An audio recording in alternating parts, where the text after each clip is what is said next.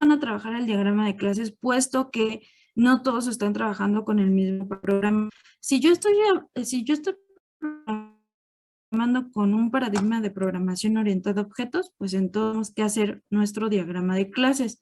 No estoy programando con un paradigma orientado a objetos, entonces no hacemos el diagrama. Tendremos que hacer otro tipo de diagramación. Que esto todo viene desde el modelado que estamos ocupando, la arquitectura, el modelo y el modelo que sería vista controlador, y a partir de eso, pues entonces nosotros generamos todos los elementos para ese sistema. Recuerden que es bien importante todo esto que estamos haciendo, puesto que en todos los sistemas siempre les piden documentación, o al revés, a partir de un sistema nosotros tenemos que generar toda la documentación. Entonces ustedes tendrán que ser capaces de desarrollar cualquier tipo de elementos, requerimientos y demás elementos que les pueda aportar información de su sistema, ¿ok? Entonces, si los en un orientado a objetos, entonces tendremos que realizar lo que sería el diagrama de clases.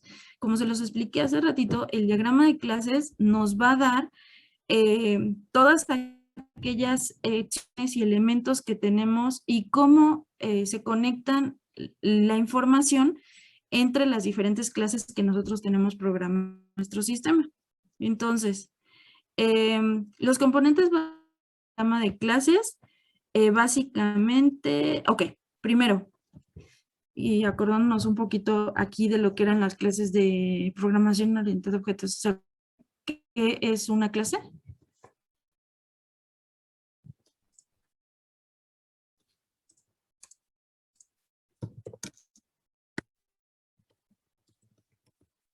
Es una clase.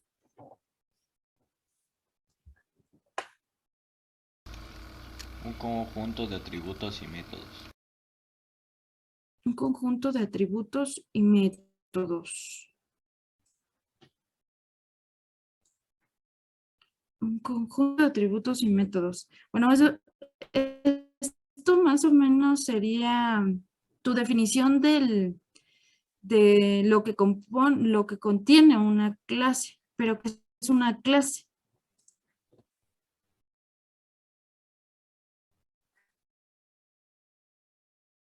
¿Qué es una clase? Que siempre dan la misma definición. ¿Qué es una clase?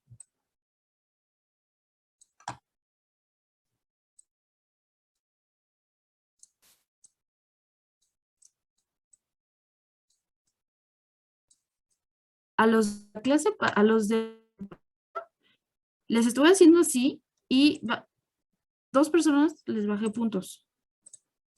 ¿Por qué no? Pónganse las pilas. Porque les voy a preguntar. Voy a agarrar Pues sería como ah, Ajá. algo que tiene objetos y tiene métodos. Ya no te escucho. ¿Otra vez? Ay, Dieguito, te fuiste. Perdón. Sí, Te sí, perdón, fuiste. es que mi micrófono se desconectó. Pues Ah, es que no sé cómo decirlo, pero es algo que tiene métodos y objetos. métodos, Y atributos. métodos, pues es lo que dijo Javi. Lo Ah, mismo. ¿Otra cosa? Es un conjunto de objetos características comunes. Que tienen características comunes, eso sí es una clase. Normalmente mi definición es una agrupación lógica que comparte los mismos atributos y comportamientos. Ajá, una agrupación lógica que comparte atributos y comportamientos. ¿Se acuerdan? Entonces, de aquí, que por eso sacamos clases, las clases las sacamos porque el paradigma está orientado a objetos de la vida real. Ajá, entonces por eso tenemos objetos. Y sacamos clases porque los objetos están agrupados en clases. Entonces llámese computadora, pues es mi clase computadora. Si tengo mesa, mi clase mesa. Si tengo persona, clase persona, y así sucesivamente. Ok, dentro de los elementos de la clase, los atributos y los comportamientos o métodos, que es lo mismo. Los atributos van a ser los atributos que tiene esa clase, los elementos que componen esa clase, y los comportamientos son las acciones que realiza esa clase. Las acciones van a estar dadas por verbos, los atributos solamente son elementos, ¿no? Y tenemos los atributos, los tipos de datos dentro de estos atributos, que en Java existen 7 tipos de datos y 7 tipos de datos primitivos, uno y el string, que no es un tipo de dato, ese es una clase. Ok, entonces, dentro de la clase vamos a tener ahora lo que serían los accesos, que pueden ser público, privado, protegido, paquete, derivado o estático. Y esto depende del alcance que le vamos a dar a ese. Si va a ser accesible por todos los elementos, si no va a ser accesible, solamente es accesible por algunos elementos dentro de la clase. Sí, puede ser accesible de paquetes o si va a ser accesible dentro de paquetes o si es si no se mueve, ¿no? Digamos que es nada más solamente ciertos elementos van a estar apuntando hacia él. Entonces aquí un diagrama de clases, entonces se va a componer primero del nombre de la clase. El nombre de la clase va en singular, clase persona, de vehículo, clase mesa, clase computadora y así nos vamos, ¿sale? En singular. Ven, y luego la clase está constituida también por elementos que ya son los modificados, que vamos poniendo si son privados, son públicos y así sucesivamente. Luego, aquí están los clases, nombres, atributos, los métodos, que serían las acciones. Ok, y luego tenemos aquí lo que serían, vamos a esto, espérenme, porque no veo. Dice aquí, clases, ¿qué tenemos? Nombre, atributos y métodos, ¿no? Pero los componentes adicionales del diagrama de clases son señales, símbolos que comunicaciones unidireccionales asíncronas entre objetos, interfaces, enumeraciones, objetos, artefactos, interacciones, herencia. Ok, dentro de, el más conocido es la herencia porque es el que siempre, que siempre utilizamos, ¿no? El que estábamos viendo, ¿se acuerdan en la clase pasada? El extends, ¿no? Y hereda de, entonces la herencia la vamos a poner con un triangulito, siempre va de abajo hacia arriba, de que está heredando. En este caso, el carro hereda de vehículo, todos los atributos de vehículo, de gasolina. Los métodos y estos atributos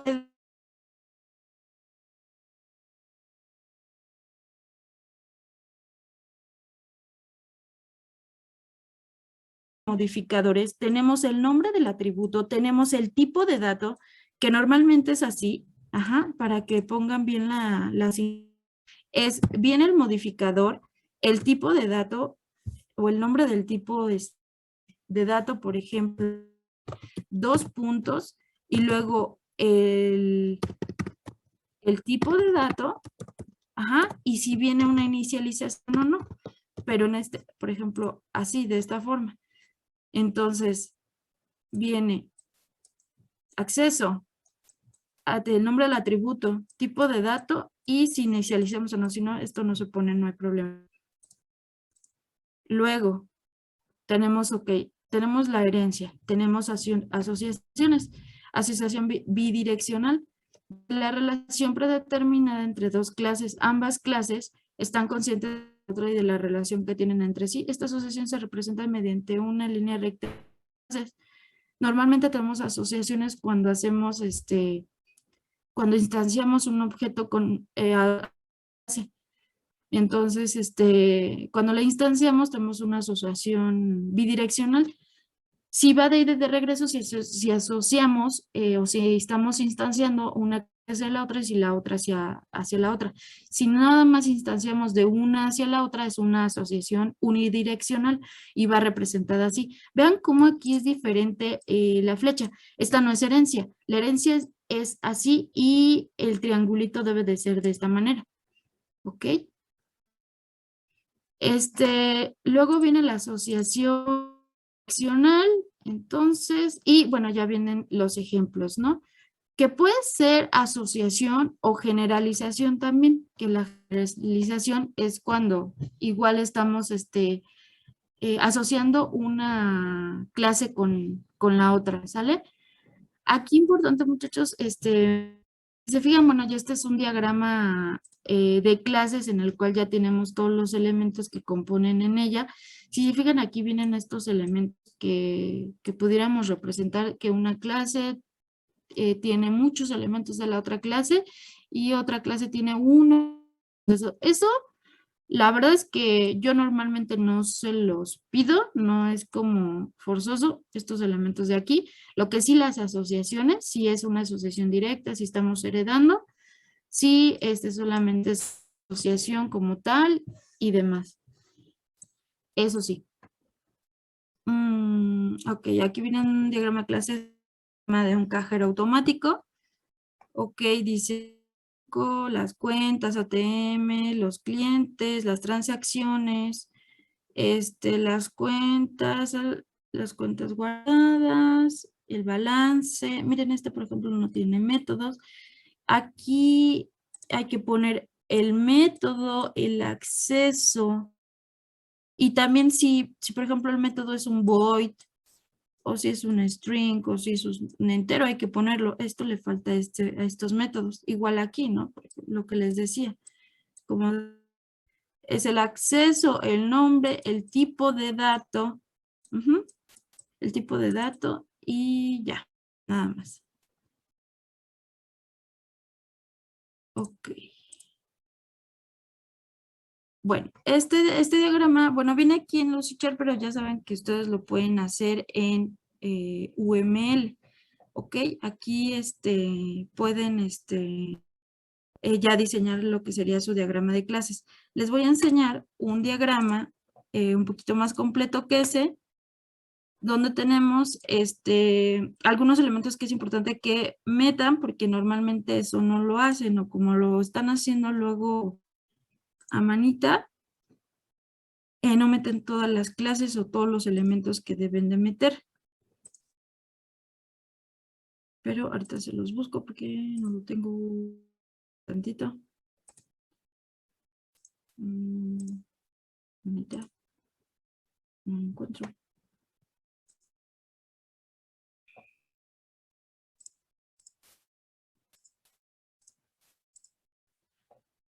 Bien, decía que estábamos trabajando en un modelo vista controlador y como estamos trabajando controlador van a ser aquí nuestras servlet, ¿no? Nuestras vistas que van a ser nuestros JCPs y el modelo que va a ser como tal estos elementos que tenemos aquí que van a ser las clases que se van a conectar bueno, a partir del controlador que se van a dar una conexión a la base de datos, ¿no? Entonces, ¿qué tenemos que modelar?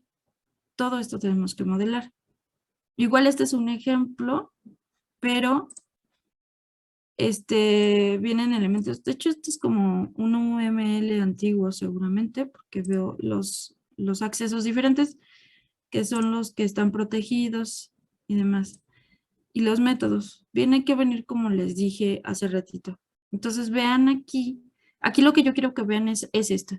Los métodos que ustedes tienen para hacer las conexiones con su servlet o lo que sería el controlador que están teniendo. Si ustedes tienen una clase conexión también hacia la base de datos, hay que hacer su clase conexión. O sea, todo lo que tenga que ver con la base de datos, aparte de las clases que ustedes tienen. Miren, método doGet, doPost, que utiliza para conectar al servlet. Aquí están los métodos específicos del server, del request response, que es el que se conecta directamente ya con la base de datos. Aquí viene un atributo que dice database, seguramente los atributos para poderse conectar como el usuario con la contraseña y todo eso. Pero ustedes deben de tener por ahí una clase que se llame conexión, y ahí van a tener ahí sus atributos y sus métodos aquí para conectar. Ok, entonces hay que modelar todas las clases como tal individuales, donde tenemos nuestros métodos get, post y demás para poder acceder a ellos. Y las clases de ¿dudas, muchachos? No.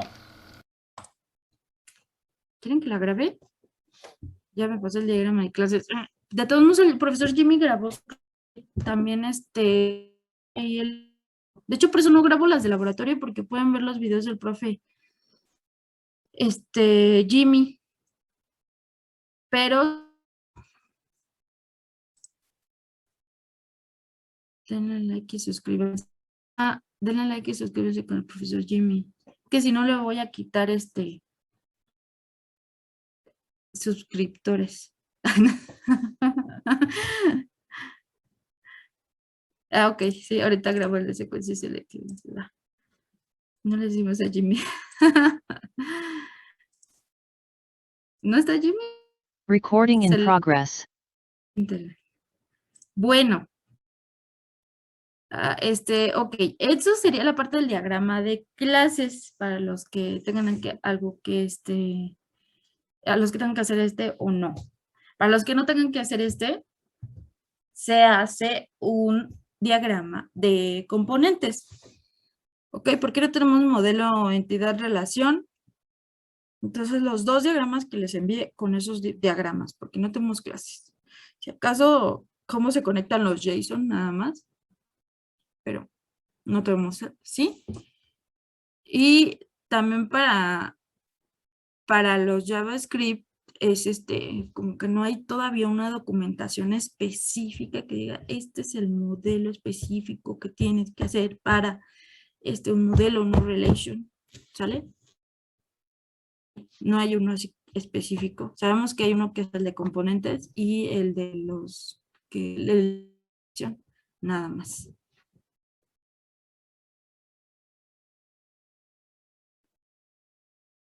¿Ven cómo ahí está el profe Jimmy que no lo busca, que no le dan like?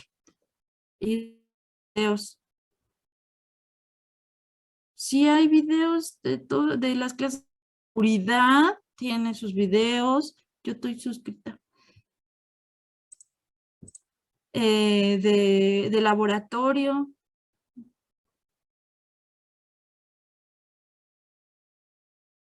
Ahí está, ahí está. Bueno, vámonos al diagrama de actividades. Ok. El diagrama de actividades.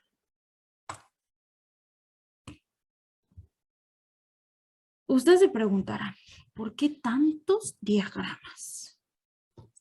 ¿Sí o no? Streams de luz.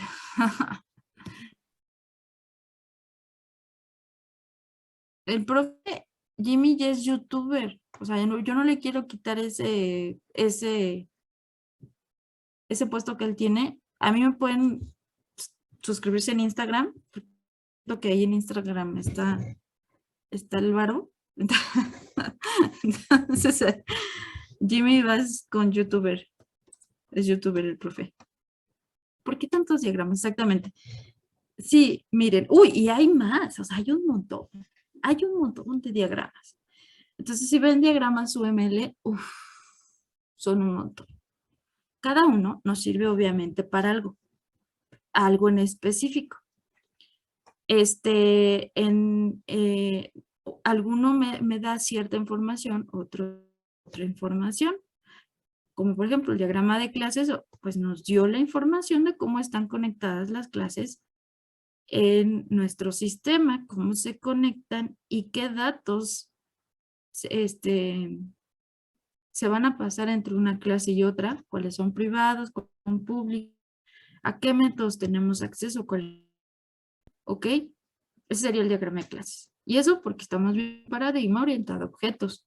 Si nosotros modelamos a partir de otro paradigma, orientado a eventos, orientado a funciones, orientado a componentes, pues ya no hacemos un diagrama de clases, ¿verdad? Ok. Actividades. Este diagrama de actividades, es el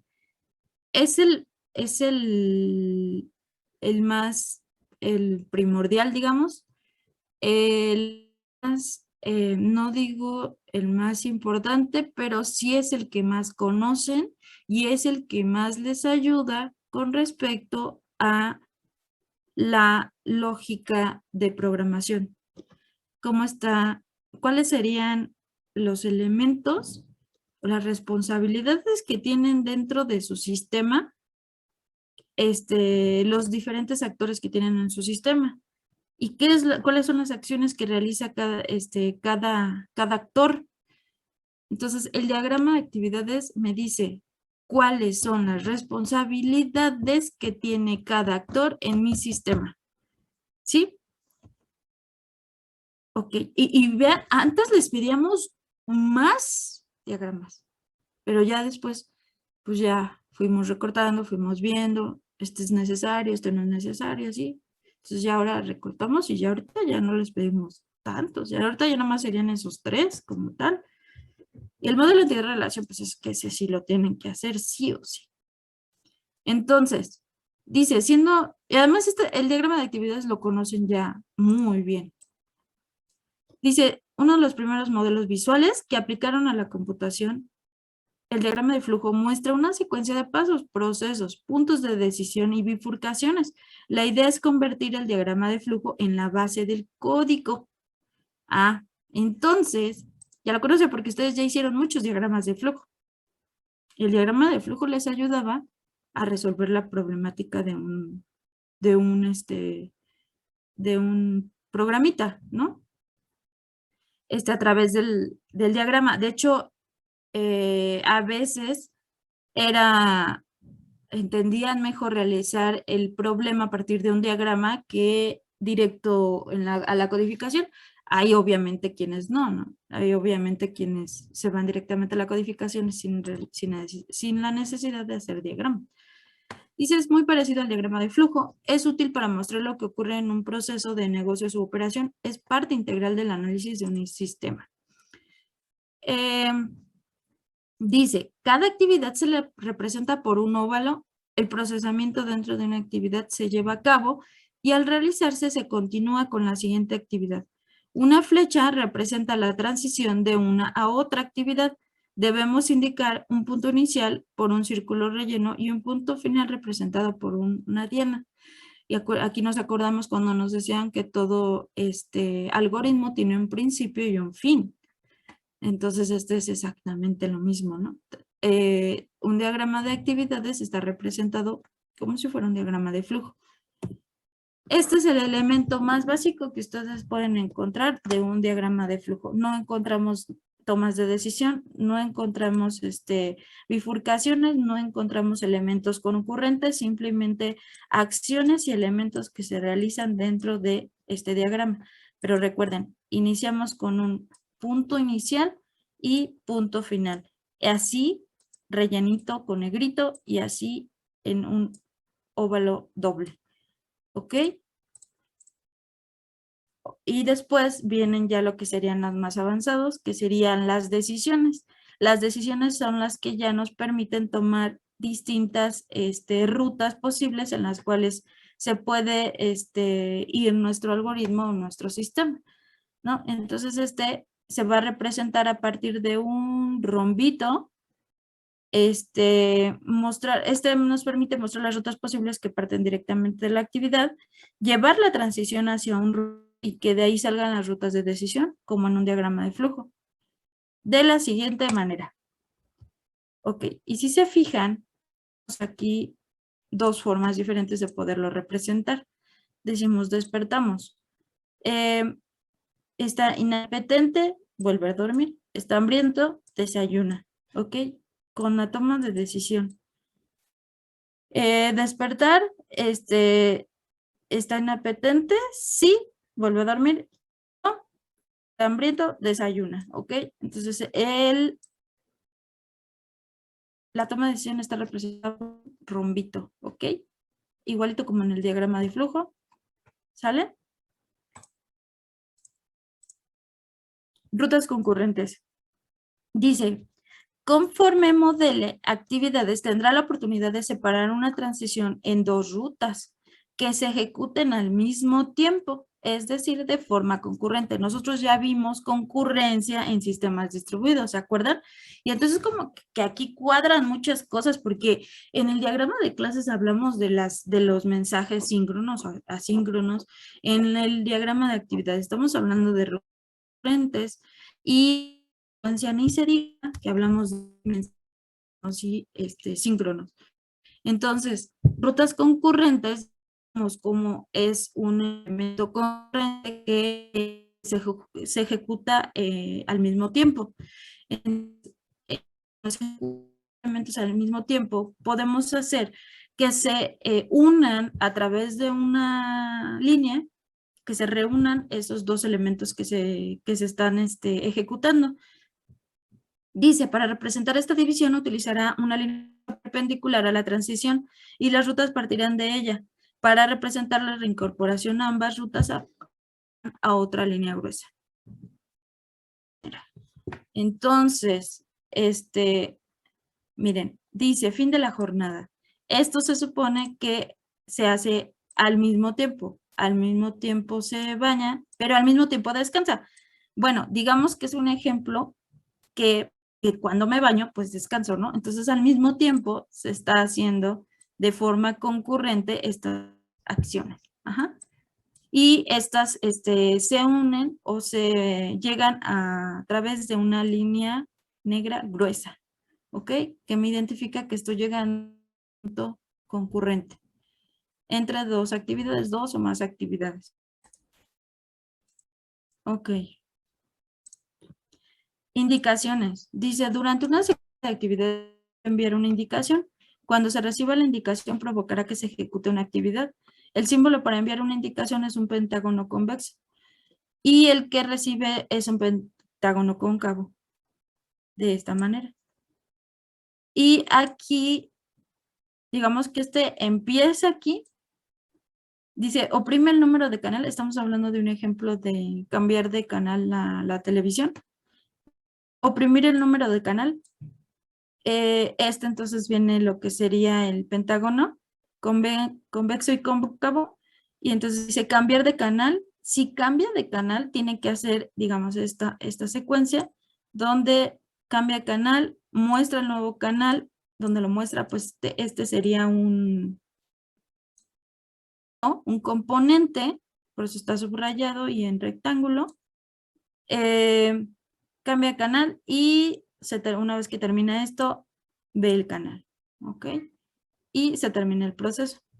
Entonces podemos tener indicaciones dentro de nuestro diagrama de flujo, de nuestro diagrama de actividades. Podemos meterle indicaciones que actividad más específico y lo pueden hacer de esta manera, ¿ok? Y aquí viene la parte más importante que ya diferencia de un diagrama de flujo y un diagrama de actividades, lo que son los marcos de responsabilidad. Estos son los más importantes porque aquí nos indica cuáles son los actores que intervienen en ese diagrama, en ese caso de uso. Uno de los aspectos más útiles del diagrama de actividades es su facultad para expandirse y mostrar quién tiene la responsabilidad en un proceso. Y los marcos de responsabilidad están divididos de acuerdo a los actores del sistema. ¿Ok?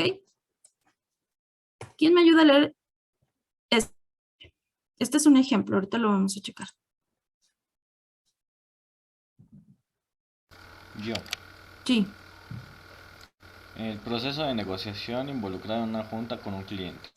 1. Un vendedor hace una llamada al cliente y concreta una cita. 2. La cita es en la oficina del consultor. Los técnicos corporativos preparan una sala de conferencias para hacer una presentación. 3. Si es la oficina del cliente, un consultor preparará una presentación en una laptop. 4. El consultor y el vendedor se reunirán con el cliente en el sitio y a la hora convenidos. 5. El vendedor crea una minuta. 6. Si la reunión ha planteado la solución de un problema, el consultor creará una propuesta y la enviará al cliente. Ok. Entonces, vamos a ver a alguien.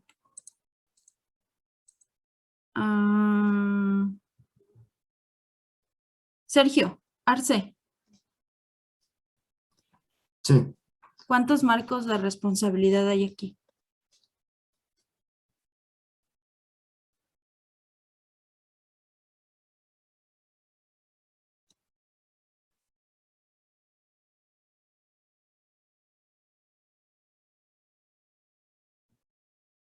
Dime uno. ¿no serían 5? Creo que no. Pero dime uno.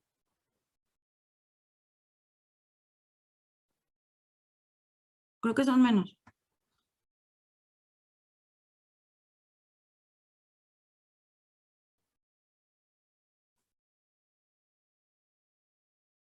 Dime uno. El número 4, el del consultor. El consultor. El consultor es uno. No, o sea,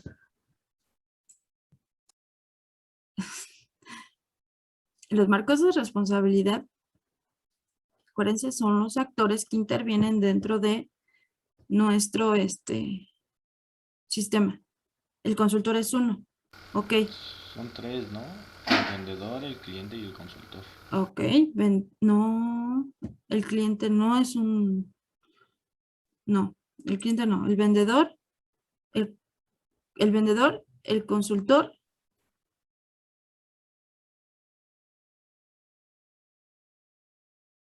también serían los técnicos y corporativos. el técnico. Ujú, y el técnico. De hecho, son esos tres. Ok, entonces, fíjense, este es el diagrama de flujo que tenemos sin marcos de responsabilidad. Sin marcos de responsabilidad, las acciones que tenemos que hacer son las siguientes. De acuerdo a la redacción que acabamos de ver, llamar al cliente y concertar una cita. Y después tenemos dos decisiones. Si es una cita local, tenemos que preparar una sala de conferencias. Si es una cita externa, preparar una laptop. Y tener la junta con el cliente. Miren, aquí podemos poner una línea de concurrente, ¿no? Porque las dos van hacia uno mismo.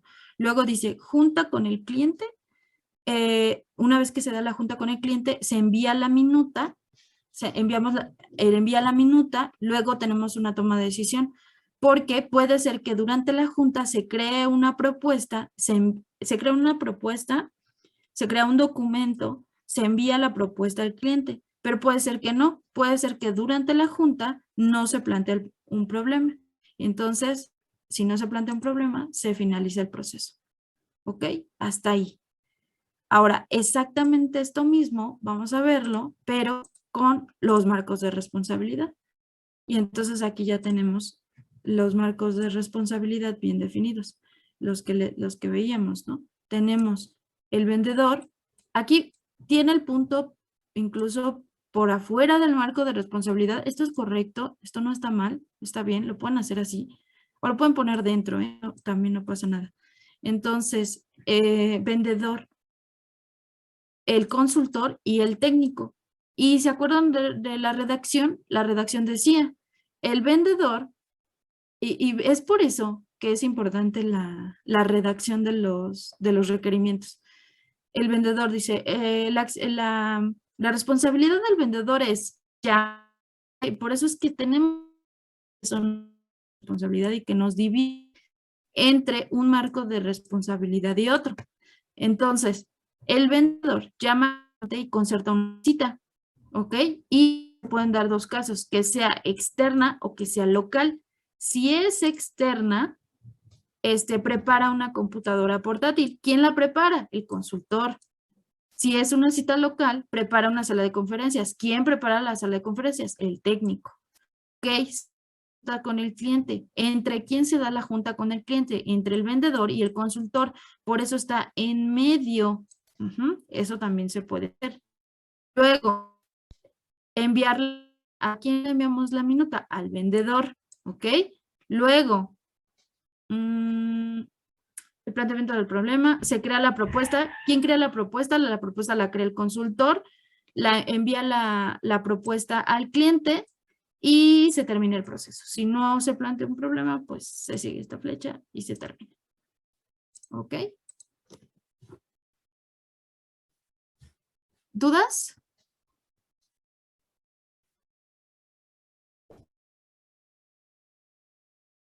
Creo no. Vámonos con uno más específico de lo que ustedes tienen que hacer.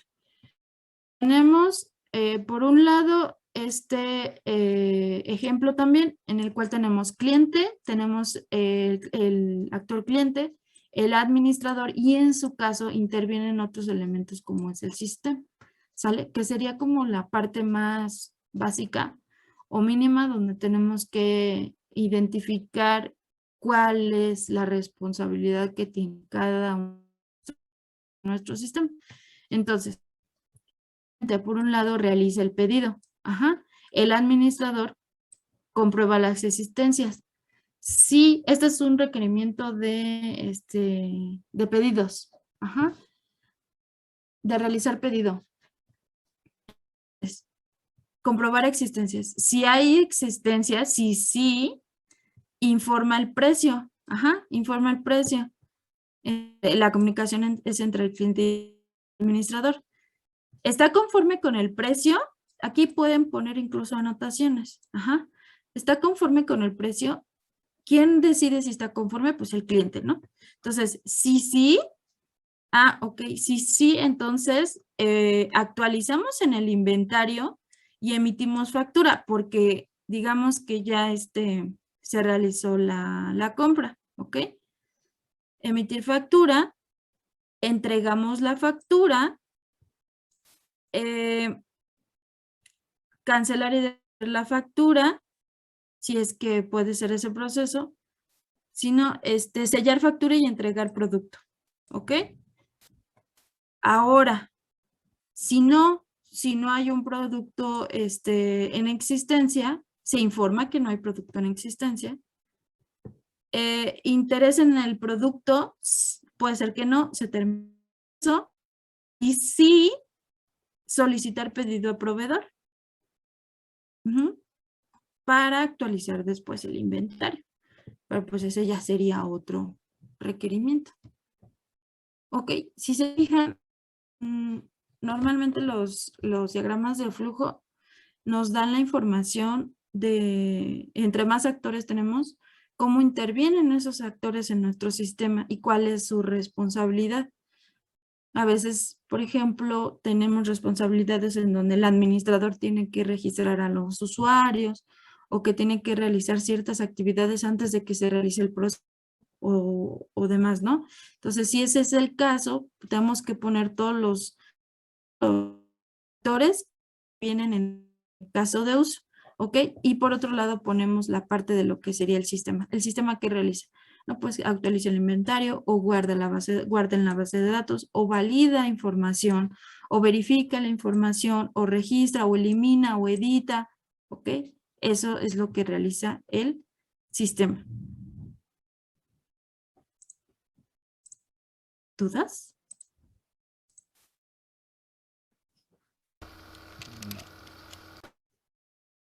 Ok, entonces, dice en conclusión, el análisis de un caso de uso, en esta etapa no me interesa asignar acciones a los objetos, solo necesito comprender qué acciones deben ocurrir y cuáles son las dependencias de comportamiento en la comprensión del flujo de trabajo a través de numerosos casos de uso.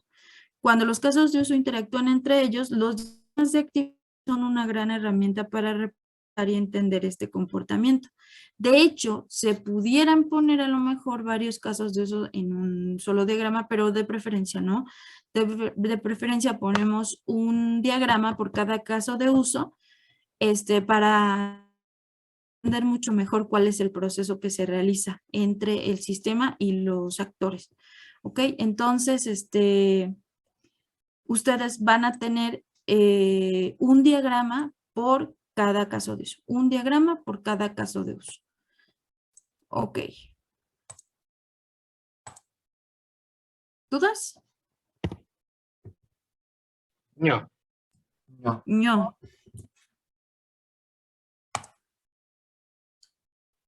Vámonos por último con el diagrama de secuencias. Sí, sí les paso toda la presentación. El diagrama de secuencias. Ok.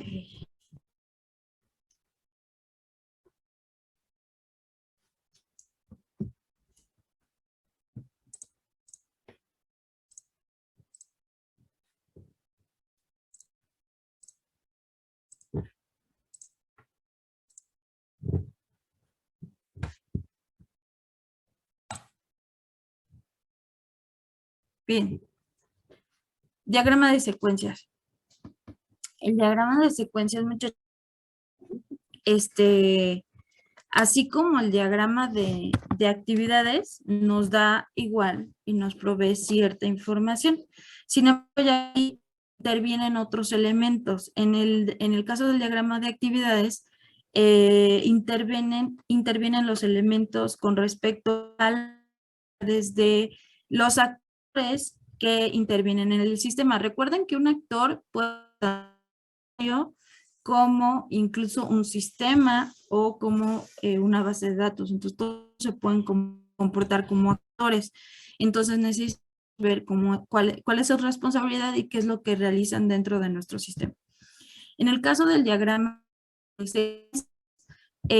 ya lo vemos más un poco a la programación, con respecto a los elementos que tienen ustedes dentro de su sistema, las clases, cómo se comunican entre las clases y cómo se comunican entre los métodos. Pues tenemos y estamos representando desde un modelo vista controlador a través del lenguaje de programación orientada a objetos el paradigma. Entonces este mismo diagrama nos provee o nos dice cómo van a comunicar estas clases, no como sino que nos va a decir cómo se comunican métodos. Y entonces tenemos diferentes tipos de llamadas entre esos métodos. Ajá. Entonces va un poco más a fondo hacia dentro de las clases y cómo se comunican entre los métodos y entre las clases que tenemos en nuestro sistema. Entonces, dice, a ver, ¿alguien me ayuda? ¿Alguien más que no sea hacking? Yo. Va. Diagrama de secuencias en UML. Muestra los objetos que se encuentran en el escenario y las secuencias, es decir, la forma en que se invocan, cambiados entre los objetos para llevar a cabo la funcionalidad descrita por el escenario. El diagrama de secuencia describe la dinámica del sistema. A menos que se modele un sistema muy pequeño, resulta difícil representar toda la dinámica de un sistema en un único diagrama. Por tanto, la dinámica completa se representará mediante un conjunto de diagramas de secuencia, cada uno de ellos vinculado generalmente a una subfunción del sistema. Aquí si se fijan, que tenemos que ver intercambios entre los objetos. ¿Ven? El mismo paradigma que estábamos llevando. Que es exclusivo igual de UML, sí lo podemos representar a través de JavaScript, porque JavaScript nos puede dar las funciones, lo que nos retorna cada uno de los que ustedes están viendo. Entonces, estos diagramas sí los podemos generar si ustedes están utilizando otro paradigma de orientado a funciones, en el caso de JavaScript. ¿Ok? Ok, entonces, diagrama de secuencia. ¿Alguien más?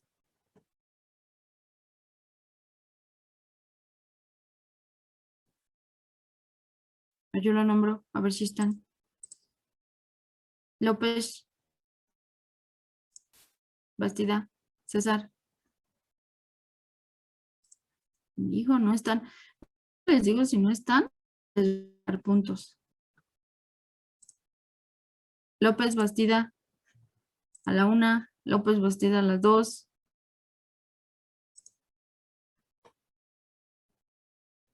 Chale. No, pues si quiere yo leo. No, no, no, no, no. No, no, no, no, no los quieras salvar. Vamos a empezar a matar gente.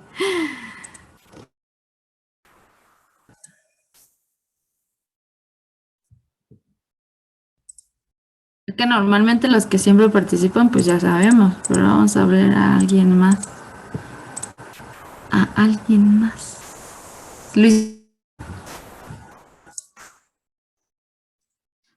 Hola, Oli. ¿Me ayudas a leer? sí. ¿Todo? Sí. Diagramas de secuencia. Los diagramas de secuencia ponen en el orden y el momento en que se envían los mensajes a los objetos. El diagrama de secuencia forma parte del modelado dinámico del sistema. Modelan entre clases desde un punto concreto del sistema. Es útil para observar la vida de los objetos en sistema, identificar llamadas o posibles errores del modelado estático que imposibiliten el flujo de información o de llamadas entre los componentes del sistema. Ajá. Entonces aquí dice llamadas entre clases dentro, dice desde un punto concreto en el sistema.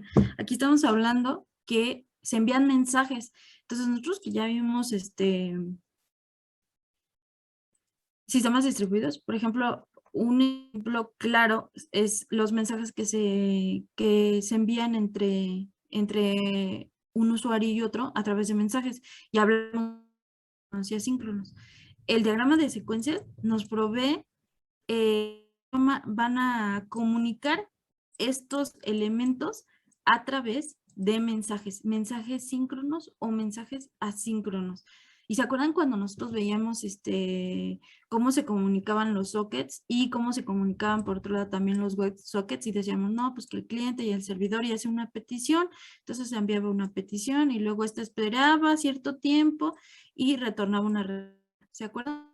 El caso de cuando teníamos el cliente del servidor y los sockets y en el necesitábamos generar como tal, bueno, sí, una petición, pero una vez que pasaba esto, pues ya la comunicación era síncrona, en el cual ya tenía esto de ida y de regreso, los mensajes, pues estos mensajes son mensajes síncronos o asíncronos que se pueden llamar a través de un diagrama de secuencias. Se pueden identificar a través de este diagrama y cómo es la comunicación. Puede ser un chat, puede ser lo que ustedes quieran, en este caso un sistema todo completo para ver quiénes intervienen dentro de estas. ¿Ok? Entonces, ¿qué elementos vamos a encontrar dentro de nuestro? Vamos a encontrar lo primero que sería la línea de vida del objeto, que va a estar representado por una línea punteada, esta que tenemos aquí. Tenemos nuestro actor y estos elementos que tenemos aquí, que va a ser el nombre de la clase, tal cual el nombre de la, ¿ok? Si mi clase es conexión.java, pues conexión.java. Tengo mi clase usuario.java, pues usuario.java, ¿ok? Aquí le tendremos que poner el nombre de la clase, pero no solamente el nombre de las clases. Si tuviéramos, en este caso, pues JavaScript, no sé, index.js, o incluso también los elementos o front, como index.html o los elementos que también pudiera intervenir del sistema. Entonces, la línea del tiempo, que esta es la línea de tiempo que la duración que dura todo lo que sería nuestro proceso de uso. Luego tenemos por otro lado los objetos, que en este caso los objetos, ya les dije, los objetos son las clases, las clases que intervienen dentro de nuestro sistema. Aquí nosotros no solamente identificar clases, sino también vamos a identificar los que les digo que son cómo se comunican entre otro tipo de funciones y de métodos. Ajá. Se representa a través de un rectángulo, ajá, y normalmente es 2 puntos y rayado, pues no, y la extensión de la clase que estamos ocupando. Este de aquí, la duración de que dura ese proceso. Digamos, por ejemplo, si está aquí llegando y a lo mejor llega una petición, incluso aquí podríamos poner que este dura cierto tiempo para a lo mejor 1 segundo para hacer la petición y me retorna una respuesta. Ujú. Bueno, nosotros no lo hacemos tan específico, pero sí se puede hacer, es decir, cuánto tiempo tarda en hacer este proceso. Ok. Y ahora vienen los tipos de mensajes. El envío de... Ok, ¿quién me ayuda a leer? Yo. Va. Ah, diagrama de secuencias en UML. Mensaje. El envío de mensajes entre objetos se denota mediante una línea sólida dirigida, desde el objeto que emite el mensaje hacia el objeto que lo ejecuta. Existen diferentes tipos de envío de mensajes. El mensaje sincrónico es el utilizado con mayor frecuencia. Su uso significa que el expedidor del mensaje espera que la activación del método mencionado por el destinatario finalice antes de continuar su actividad. En los mensajes asincrónicos, el expedidor no espera el término de la acción invocada por el destinatario. Esto se produce al modelar sistemas en los que los objetos pueden funcionar en paralelo. Es el caso de los sistemas multihilo, donde los tratamientos se efectúan en paralelo. Hecho. Y esto ya de mensajes, ¿no? Nada más que aquí, pues, lo identificamos a través del diagrama. Pero, en este caso, vamos a identificar un sincrónico o síncrono, con la flechita, mensaje asincrónico de esta manera, o el de retorno con la línea punteada. Aquí podemos identificar si funcionan en paralelo o si están haciendo de forma concurrente, si va de ida y de regreso al mismo tiempo, si tenemos una comunicación por ahí full duplex o si nada más es simplex. Entonces, al mismo tiempo al hacer peticiones y demás, tenemos ese tipo de mensajes, no necesariamente en el hecho de tener un chat, sino en todos los tipos de petición-respuesta tenemos mensajes síncronos y mensajes asíncronos, ¿ok? Vamos a ver entonces un ejemplo, ¿ok? ¿Quién me ayuda a leer?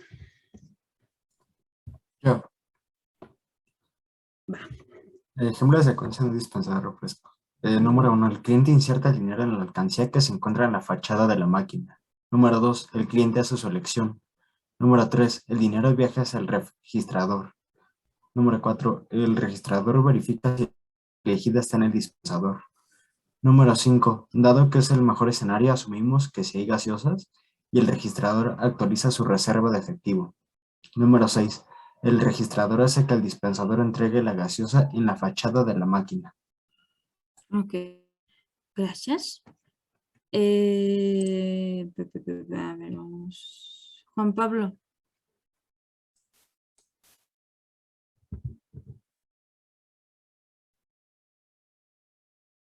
Sí, profesora. Oli. Oli. ¿Cuántas objetos o clases tenemos en este ejemplo?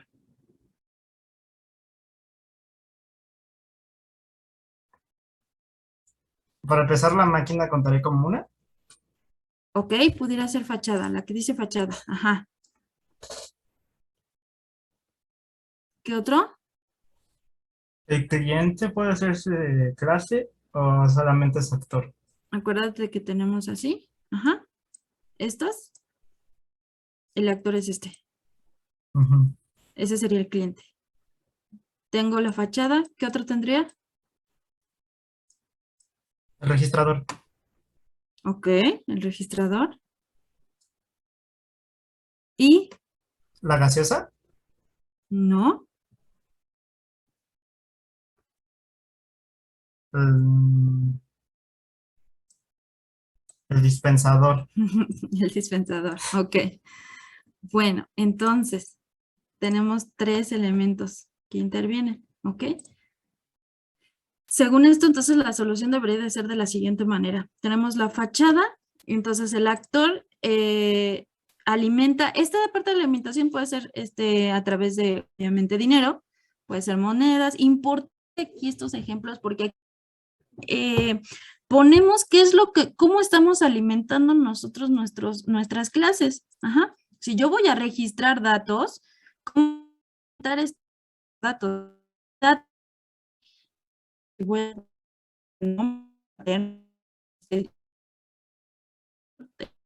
venir de nuestros paréntesis, que este paréntesis va a ser el método que nosotros vamos a estar enviando para que pueda recibir la información. Entonces dice, inserción, alimentación, o sea, nosotros aquí estamos metiendo dinero a la fachada. Y luego la fachada, y al mismo tiempo elegimos, ¿no? Elegimos porque en la fachada nos dice, ok, mete el dinero. Y luego elige cuál es la que quieres. Y entonces aquí la fachada te dice, ok, ya, déjalo, mando al registrador y enviamos el dinero, ¿ok? Este es un caso ideal, ¿ok? Enviamos aquí también nos falta una aquí acá. Enviamos la alimentación, registra, entonces se lo manda al dispensador, el dispensador, ¿qué hace? Y te termina el proceso. Pero este es un caso ideal en el cual sea todo perfecto. Pero puede ser que no sea todo perfecto, ¿verdad? Puede ser otro caso. Y si no hay refrescos, ¿quién me ayuda a leer?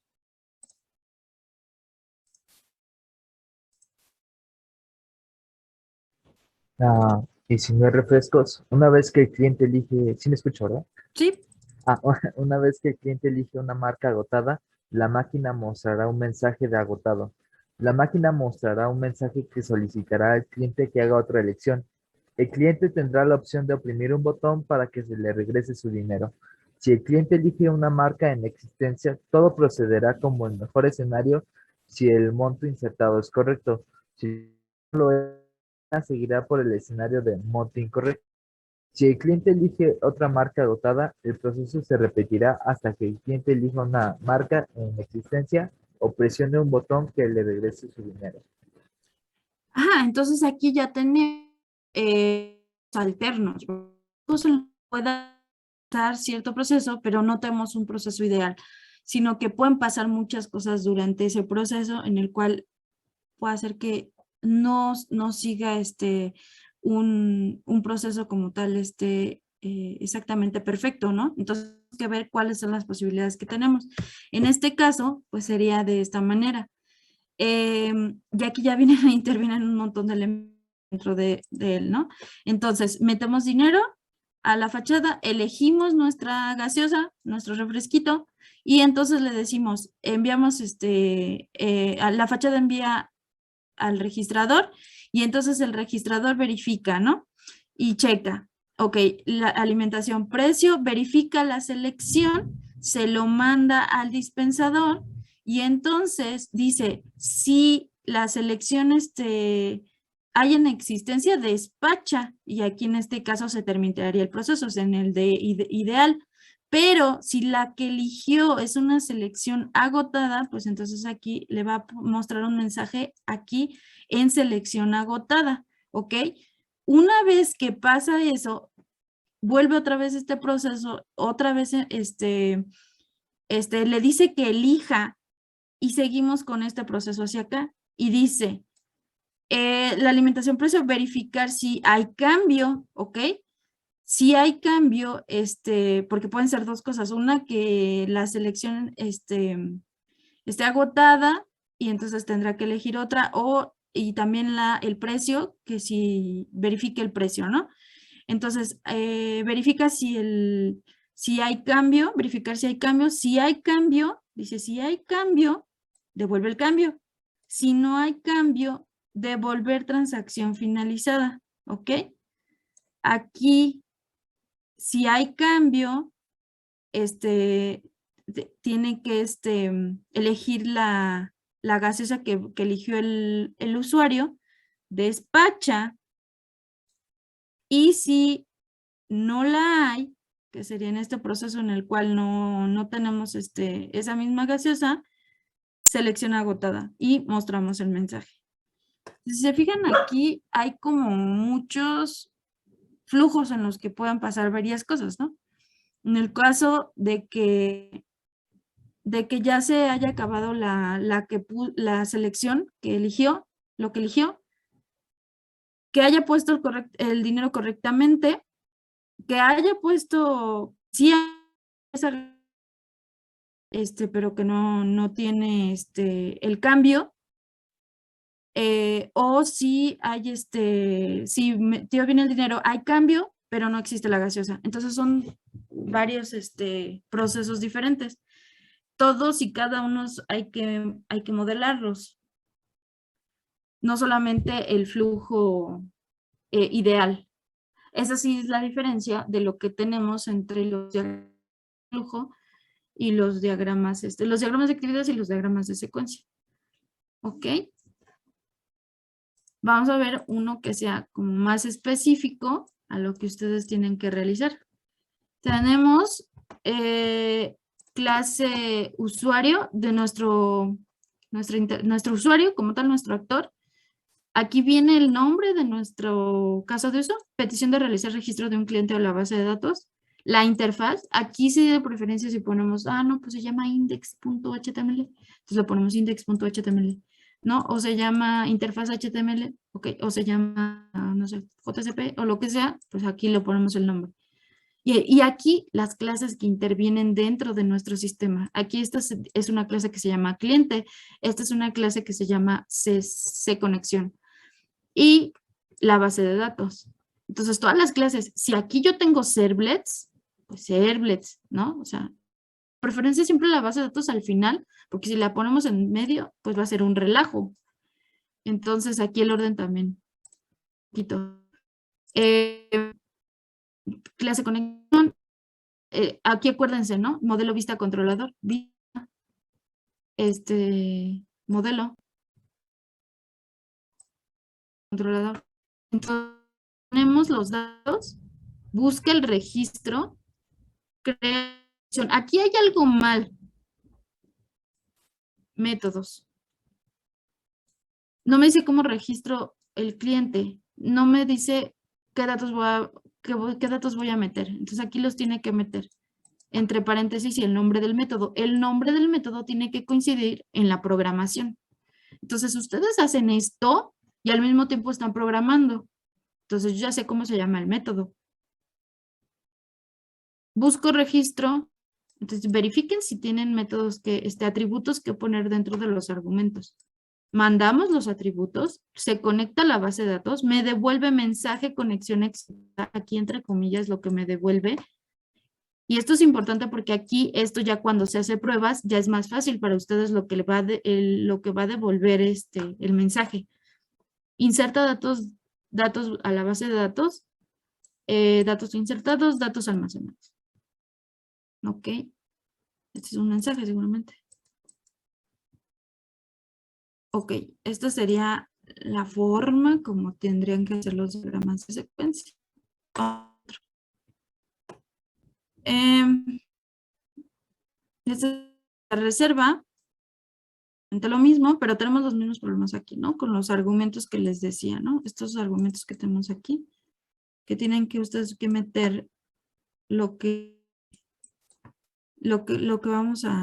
datos que van a meter. Realizar reserva, obtener los datos de la reserva, solicitud de conexión, se conecta a la de conexión exitosa. Aquí ya ve que ya está conectado, inserta los datos, reserva los datos y retorna mensaje de datos almacenados.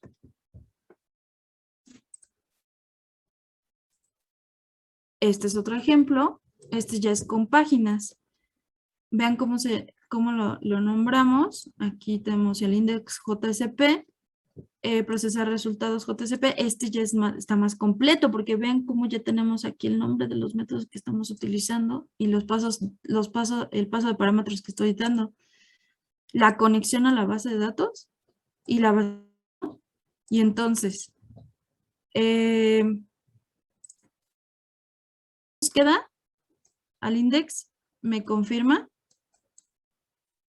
Hacemos un submit form, procesar resultados se llama, creo que aquí le falta paréntesis. Luego manda al index una palabra clave a través del método post. Procesar resultados, manda los datos a través de conexión bd.obtención. Vean cómo el nombre ya es el nombre del método que estamos ocupando. Se conecta a través del driver manager.getConnect. Le mandamos la URL, el login, el password para que se conecte. Conexión exitosa. Aquí ya tenemos una conexión. Retornó la conexión. Y hacemos nuestro query, nuestra consulta. SQL execute query. Bueno, esto es con SQL, pero pudiera ser con MySQL lo mismo. Hace la consulta. Nos retorna un result set, que es esta variable, el RRS, y los muestra en la página. Aquí. Los muestra. Este es un error. Sí. ¿Sí?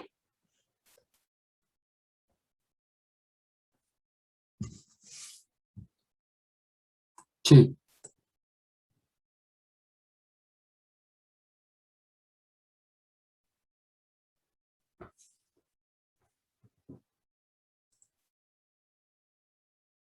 ¿Dudas? No. Seguros. ¿Quién ya hizo sus diagramas de secuencia?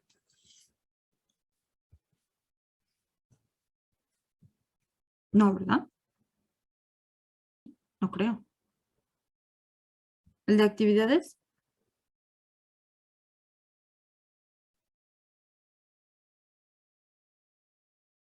No. No, digo, si no los han hecho está bien, no hay problema. Nomás quiero saber Ah, no, entonces no. cómo van. No se preocupen, no pasa nada. Pues apenas se los vamos a pedir.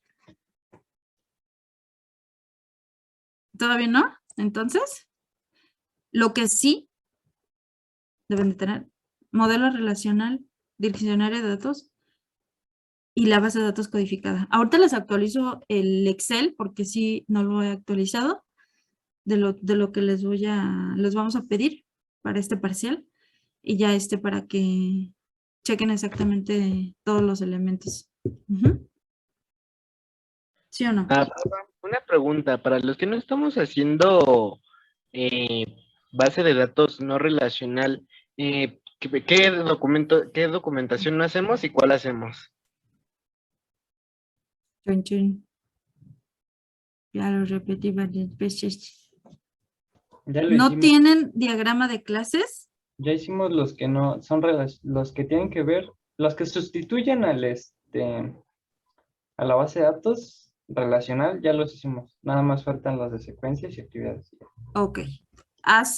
No hacen clases, hacen actividades, hacen componentes y conexión, diagrama de conexión y componentes, hacen diagrama de flujo, de actividades y diagramas de secuencia. Eso sería todo.